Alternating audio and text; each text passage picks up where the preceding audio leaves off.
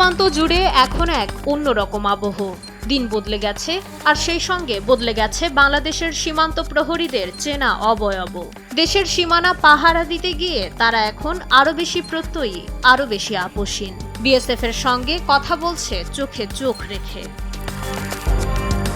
June মাসের প্রথম 5 দিনে সীমান্ত জুড়ে বিএসএফ এর পুশ ইনের অপচেষ্টা নিয়েছে মারাত্মক রূপ। লালমনিরহাট, পঞ্চগড়, চাঁপাইনবাবগঞ্জ আর ঝিনাইদহের মহেশপুর সহ অন্তত 12টি পয়েন্ট দিয়ে প্রায় 2 শতাধিক নারী, পুরুষ ও শিশুকে জোরপূর্বক বাংলাদেশে ঠেলে দেওয়ার চেষ্টা করা হয়েছে। প্রতিটি ক্ষেত্রেই স্থানীয়দের সাথে নিয়ে বিজিবি গড়ে তুলেছে এক নজিরবিহীন প্রতিরোধ।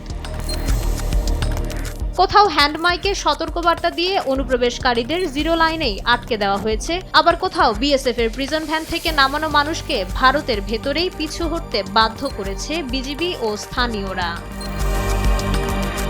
সীমান্ত এখন আর নীরব নেই। একতরফা আগ্রাসনের মুখে পিছু হটে যাওয়ার দিনও শেষ হয়েছে। ভারতের সীমান্তরক্ষী বাহিনী বিএসএফ যখনই অবৈধভাবে পুশ ইনের চেষ্টা করছে, তখনই ইস্পাত কঠিন দেয়ালে রূপ নিচ্ছে বর্ডার গার্ড বাংলাদেশ। প্রতিটি অবৈধ অনুপ্রবেশের চেষ্টাকে তারা শুধু ব্যর্থই করে দিচ্ছে না, প্রতিবেশীর যে কোনো অন্যায় পদক্ষেপের বিরুদ্ধে দাঁত ভাঙা জবাবও দিচ্ছে অত্যন্ত দক্ষতার সাথে।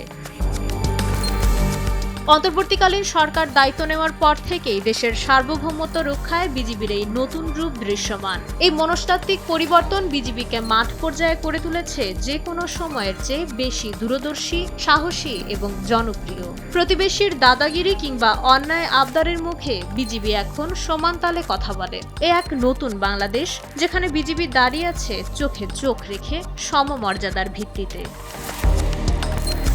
ডেস্ক রিপোর্ট, সময়ের আলো।